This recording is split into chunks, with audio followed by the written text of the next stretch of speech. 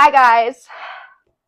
We talk about foster care like it's a statistic, like it's a news headline, like it's something that happens out there. But for some kids, it's not a system, it's their childhood. It's a trash bag instead of suitcases. It's learning how to not get attached to people. And it's about being labeled before you even know who you are. Today, we're talking about foster care from the outside, and we're talking to someone who lived it. So, would you like to introduce yourself? Yes. Hi, my name is Alyssa, and I was once in foster care. All right, so let's start from the beginning. How old were you when you entered foster care? I want to say like it started at eight, Uh-huh. 9, 8 or 9. And how was that for you being so young? Because Um, you're old enough at that time to like be aware of what's going about on. around then what was taking place.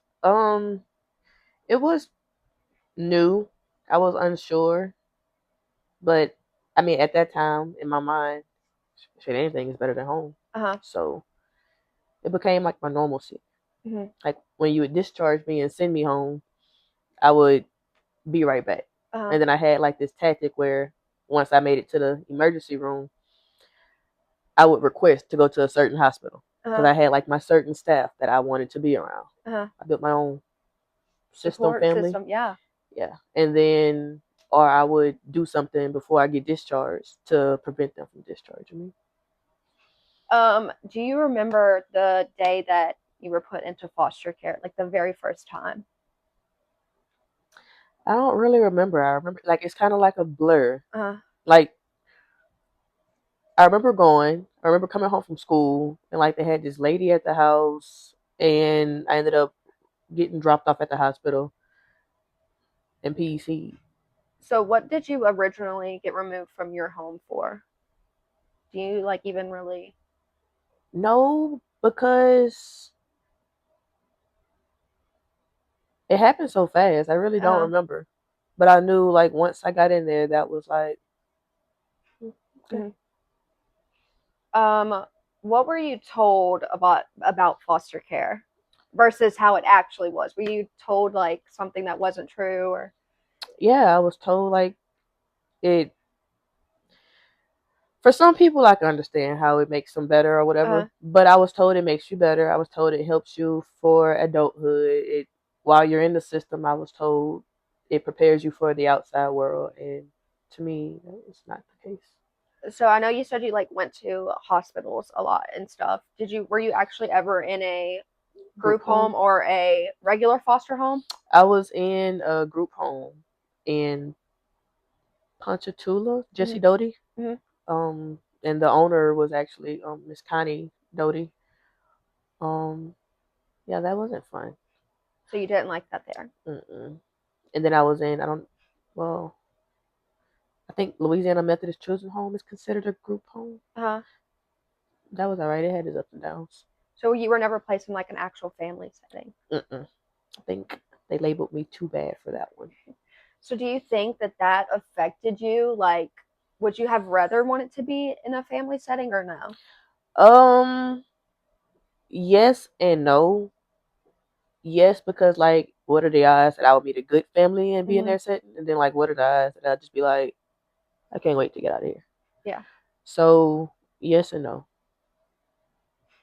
that was my biggest thing. Is like I wanted Kaya to feel like this was like her home. I never like I've heard really bad horror stories about some foster homes, and I'm just like, why are you even a foster parent? But I know a lot of people do it for the money. But to be honest, by being so honest here, I had a baby and that was really hard, like formula, diapers, wipes. So all my money that I was getting from the state went back to Kaya. Like a lot of people will say, like, well, if you get like 3 or 4 kids, like you can pay your rent like that, and stuff like that. So some people do it for the money. And I know, I mean, I don't know any personally, but I know for a fact that there are people out there like that because of the world we live It in, all depends on sadly. your heart. Huh? I say it all depends on where your heart is. Exactly. Okay, so do you know how many times you were removed into foster care or removed from your home? A lot, Okay. a lot. Like once I got in that habit of, you just pissed me off. I don't want to be here with you. I'm Uh, gonna leave. uh. It was a lot until I got to this point where I ended up. Did you request to leave like your mom's at any point? Like, did you call somebody and was like, I don't need So to be here, or I used to, but then like my mom knew these tactics uh, where she knew exactly what to say to. the like workers and stuff, Yeah.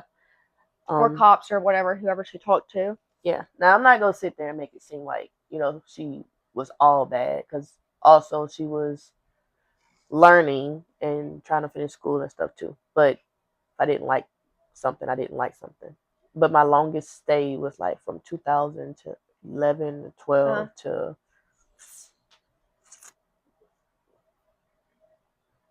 17, really? 18. Yeah. That's wild. In League City, Texas. Did you Devereaux. ever want to go back to your mom? Um, yeah. Like though I had my own feelings and I guess you can say anger, like what girl don't need a mom, right? Right. So there's that. Um, were there ever times that you felt unsafe in foster care? Mm-mm. No, you always felt like safe. I felt home. Okay. Well, I just like I said, I've heard like really bad like horror stories about certain places that you're just kind of like, I can't believe that happened in a foster home. Yeah, I didn't feel like I felt home. Like a lot of the people that I'm friends with, like on Facebook or like Uh, whatever, like the staff that used to work there, or like the kids that was in there, like uh, you build your own family, you build your so do own. you still talk to them, Mm. see them? Um, so what made a foster home feel better than your actual home? Well, one, if you voice your feelings, they can't put their hands on you. So then you also have the opportunity to get your feelings out without like getting in trouble or whatever. Uh, But then like they were more gentle. I don't want to say like I had like a angry mom, but I don't think patience were really a big thing. uh. So the staff having patience and being able to talk and say certain things. So I've recently opened my home up to older kids. When I first got Kaya, I think I only did 0 to 7, and now I've upped my age to 14. So I am open. Oh, and I've gotten away from the baby stuff. I've done from 5 to 14 now, just because it was so hard with the baby, having her go back after I raised her since she was a baby, and that was really hard. So I've upped my age now to kids that are a little bit older and can kind of understand, Like like, what's taking place. yeah. And so I just feel like her calling me mama and stuff, that was really hard when she had to go back. So now I feel like a little bit like older kids, they kind of understand like this isn't my mom, but this is like a mom Like you figure. taking It's care of somebody me. who's gonna like try and help me. Yeah. Okay. This one's good. Identity plus survival. So, did you ever feel like, I already know the answer to this, like a problem child and were treated like one? Yeah. Okay, let's talk about it. Why do you think you were labeled as a problem child? Because people did not know how to approach me. But I can't. Well, I can't say that. I did not know how to properly express my feelings. Uh, So if I felt like sad, you wouldn't be like, "Oh, she's sad. She's just uh, having a bad day. uh, Why is she crashing out?" uh, So my sad will come off as anger. My sad will come off as let me flip all this over. My sad will come off as like I'm gonna cuss you out. You out. I'm gonna jump on you. Like was your mom also like that? Do you think it was a learned behavior, or do you think it's because she both of my parents have. anger My issues? dad more than my mom, but Are like your parents still together? no. Did you see both of them at, like, Like when I was younger, they uh, used to live together. Until like my sister came about. uh, So like yeah, but like my dad to this day, he's still like he'll get nose to nose with you. uh, I'm 27 years old and he'll get nose to nose with me. mm-hmm. Like I laugh at it now because like if you touch me, I'm gonna call the cops. So like yeah. So I felt like, I was the problem child. And I was labeled as transporting me from one facility to another facility. You ever watch like Michael Myers, like Yeah. Halloween? So remember that time they was transporting him and he was like in shackles and cuffs from Uh, one.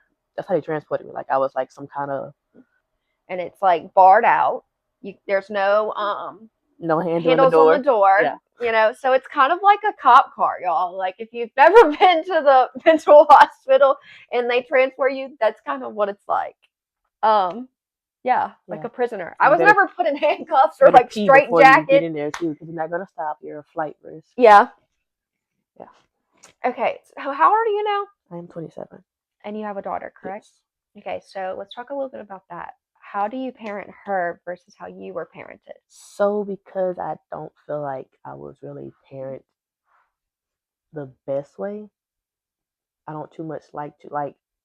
I feel like I got beat for almost any and everything. I didn't get whippings. Like it was Mm-hmm. just flat out beatings. Uh-huh. Like it was times I couldn't go to school because I had bruises all over. Like I'm red, bro. You're gonna see it. Uh-huh. So there's that. So like when my daughter does things, it's kind of like I'm a talker, Mm-hmm. and like I kind of feel like she's one of the ones. It's like you said you're gonna whip my ass last time, but you're not gonna do it. Uh-huh. And I give her the opportunity to express her feelings, or well, mom, you hurt my feelings, or like if I Mm-hmm. see like she's sad, or I say what's wrong, she has a very strong nothing, nothing. But I know you, so something is wrong. What's wrong? Nothing. Do you want a hug? And Uh-huh. she'll shake her head, yeah. And I typically when I hug her, I don't let go from the hug until she lets go, because Uh-huh. I don't know how long you need a hug, but Uh-huh. whatever. So I don't know. I try not to really do physical, and I try not to like name call or. Uh-huh. Now, I Well, will that's ask her, good "Are of you you. hollow up there? Like, Well, is it empty up there?"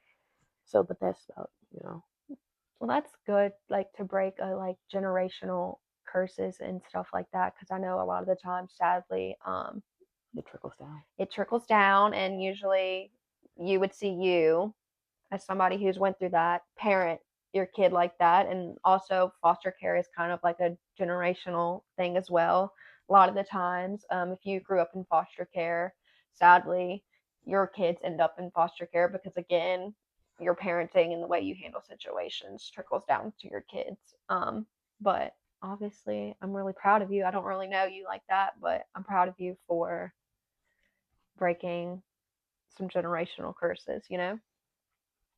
um It broke her heart when I walked up the door, and she was like, "Can I come with you?" And I'm like, "No, I gotta meet." And she was like, "Please," and I'm like, "I'll be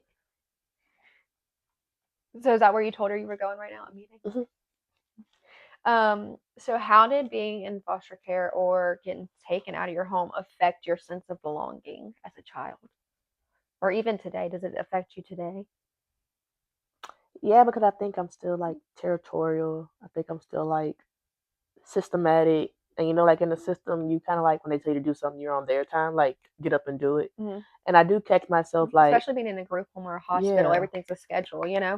And I catch myself doing that with the kids sometimes. Because like my girlfriend, she has a son. So like I feel like when I tell the kids to do something, It's time to eat, get to the table. like get up and do it now. Uh-huh. Like if I tell you wake up in the morning, get up and wake up now. Like it's Uh-huh. time to get dressed. Uh-huh. Not, but then you realize I don't even wake. Like my alarm go off. Uh-huh. My feet don't just hit the floor. My alarm go off. I Uh-huh. lay there. I lounge. So like, why can't they do it? Uh-huh. But in my mind, superior tell you get up, Uh-huh. get up. Mm-hmm. So that's how I still find myself functioning in some of those ways. What coping mechanism have you developed? You said you're in therapy, correct? Yeah. So, what coping mechanisms have you learned Um, or are trying to I am. instill into I your am everyday not life? gonna even sit here and tell no stories on this podcast. I, at my big grown age, is still learning. Like Okay, I feel like everybody's learning though. I I still still go to have therapy, so anger issues. mhm. Um, fishing lately has been my thing.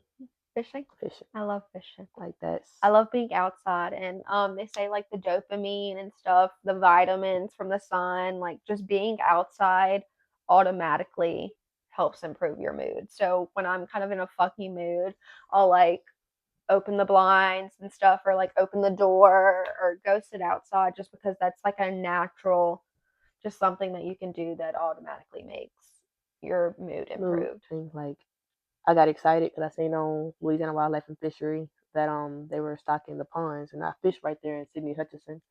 I got excited again. I go to the river and fish. Like, give me a ride and some worms, and I So like that's like my coping thing. Like Hmm. if I'm pissed off and I go out there and cast a line, like sometimes I forget that first bite. I forgot I was even pissed off because like now I'm just happy. Uh-huh. So like that, um, making stuff. I Uh-huh. like being creative and stuff like that. What do you like to like create? Is it like painting stuff or is it just So like building stuff or like what is it? I I have a shirt press machine. So like I'll Uh-huh. get on my phone and I'll design like something and I'll press Uh-huh. it. One day I was pissed off and I made one of the shirts and it said like it's like fire little emojis. It's Uh-huh. like it's fine, it's all fine, everything's fine. Uh-huh. But I was pissed off when I made it. But like I wear that shirt faithfully now. I have a shirt like that, or I had a shirt where it was like, "It's fine, I'm fine, everything's fine." Everything's fine. And then And then I have a one where it's just like a skeleton in a coffin, and it's like, what does it say? It's like, "Don't worry, it gets worse" or something. like say Like you grow anything. up and you would think shit gets better, and sometimes No. being an adult fucking sucks. I can't wait to be an adult was the dumbest thing I ever I said. swear, I think I was just ready to get away from my mom because she was not accepting of who I was and who I wanted to date, being a queer person. So, Hey, I my mom threw my I had remember when the little spike belts first came out when they had like the rainbow ones, the uh, purple and black ones? Well, I had a rainbow one. My mom threw mine away. um, yeah, my mom would have also shit. Um, but so I think that's kind of why I was like, I can't wait to grow up. I'm gonna do what I want. You can't tell me what to do. But I do feel like that affected my life quite a bit. If I had just had a mom who was more, Understanding yeah, I feel and like I wouldn't have been as rebellious or I wouldn't have even moved out so fast. So I moved out and ended up working in a club as a cocktail waitress. Um, so instead of going to college, that's what I did because I didn't want my mom to be able to tell me who I could and couldn't see, that she was going to take my phone or my car anymore because of, again, who I was trying to date. So I do feel like it affected my life and my careers and the stuff that I went on. Like, I definitely feel if I had a mom who was more accepting, was like, baby, just love who you love, I probably could have stayed home longer and went to college and did all these things, but instead I just could not wait to get out from under her that I was willing to do anything and everything yeah, to get away. Um okay, so the system. What do people misunderstand about foster kids?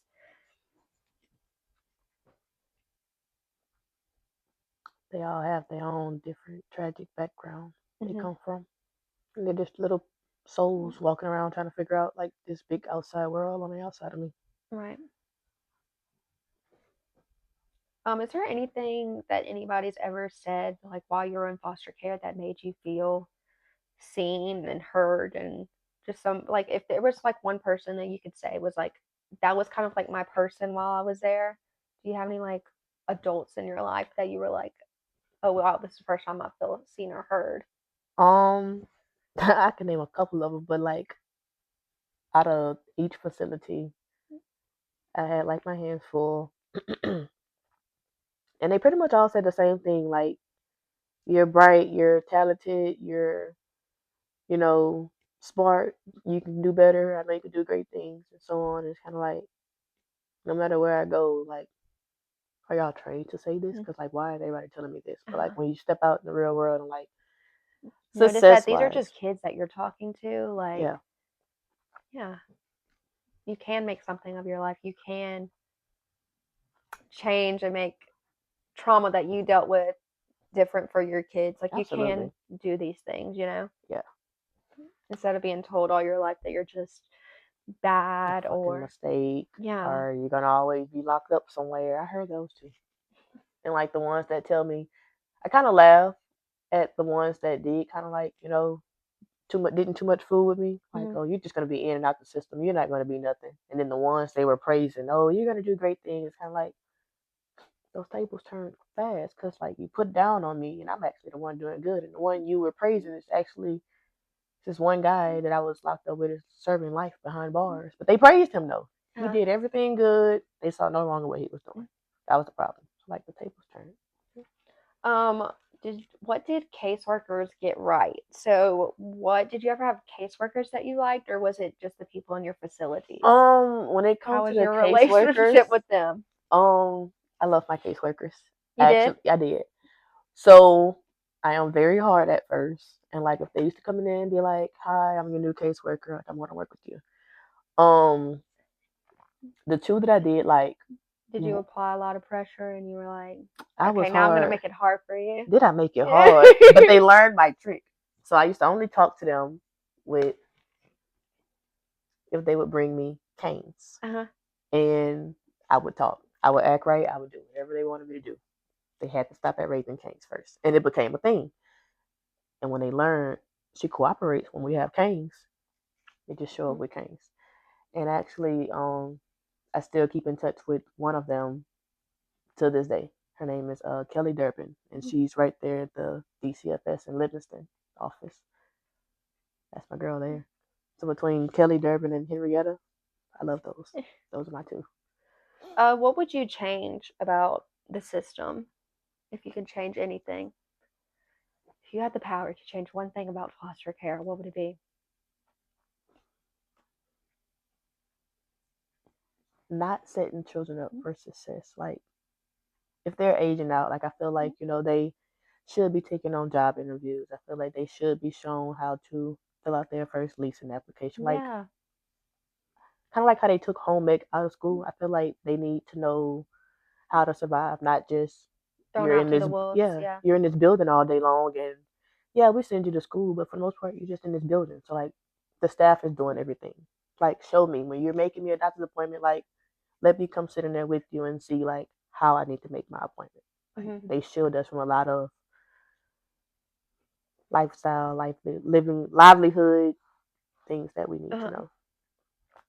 Okay, so adulthood. How has foster care shaped you and your relationships and everything about adulthood now?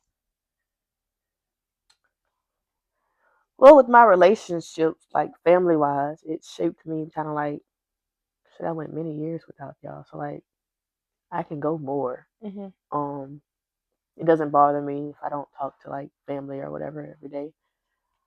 Um, I'm okay with being alone. Like I'm okay with not talking, and then it kind of makes you okay. Like I don't know if I was home more and not in the system, I probably wouldn't run the roads as much. But like Uh-huh. I always feel like I have to go somewhere and I have somewhere to be, Uh-huh. or I have to go see something.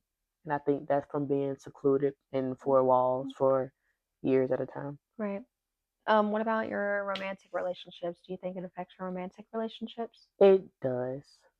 Um, I can be very hard headed and stubborn, is what she would say. Um,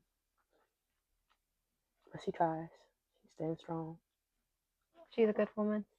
That's a good woman, Savannah. I love that line.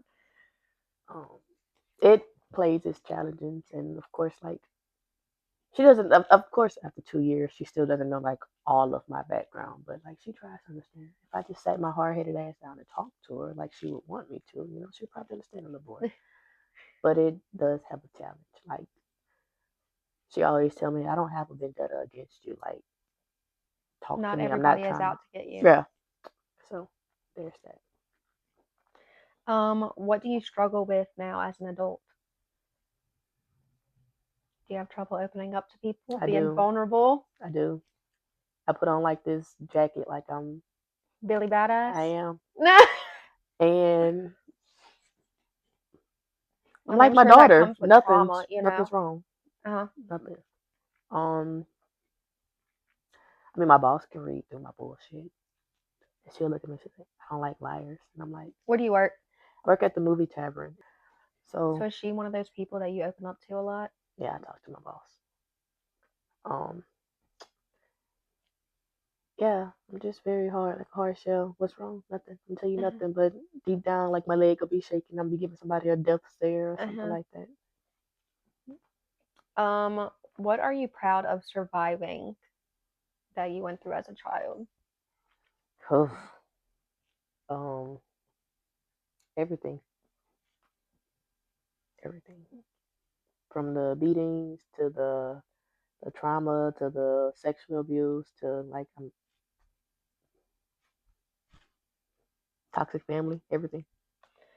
Do you have any history of self harm or anything? I know you said you went to the mental hospital. Absolutely. I need some tattoos to cover it up. Yeah. Um, so are you proud now today that it didn't work or Yeah. yeah. What do you kind of live for now? I'm assuming your daughter. Absolutely. Like those little hugs be like the best in the morning time. And those little wet kisses that she gives. Like I'd be like, oh, I'd be Yeah. like, all right. So How old like is she? she's 6. Um, my daughter and building my own family, of course, with my girlfriend and her son. You know, That's and so like cute. steps and succeeding in life, Uh-huh. building like my own future and going down my own path. Because like this is my life, it's not y'all life. So I'm gonna Right. live it how I want to live it. Yeah. Um, if you could say something to your past self, what would you say to that little kid back then?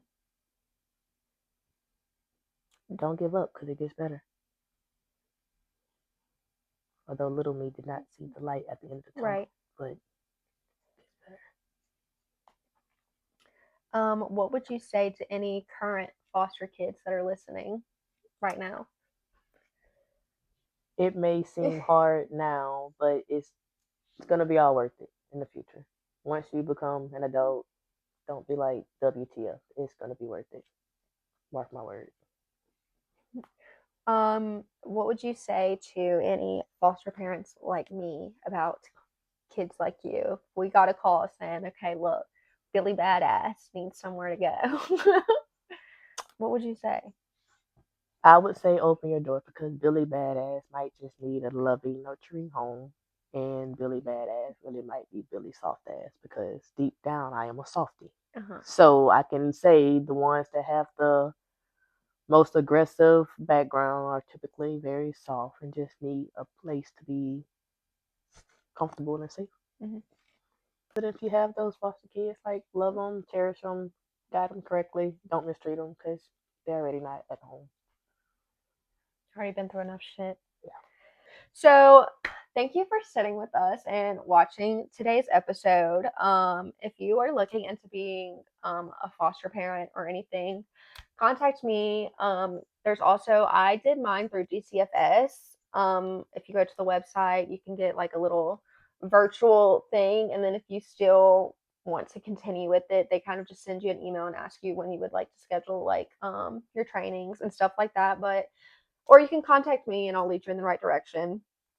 Support local foster nonprofit donations. You can also contact me. I know there's a place in Walker that takes donations, like clothes, diapers, school clothes, anything for kids that are in foster care. If you ever have extra shit just lying around, I know where you can bring it. Mentor teens aging out of the system. They need love too. It's not always just about the babies. And I know those are cute and you think, why would I want a 16-year-old?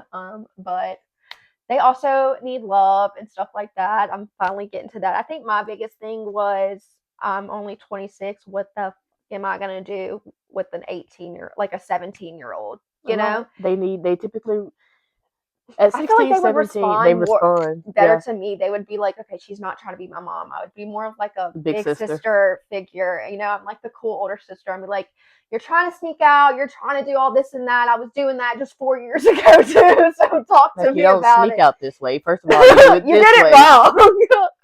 Like I'm not dumb. And then stop labeling behavior problems without asking what happened to these children.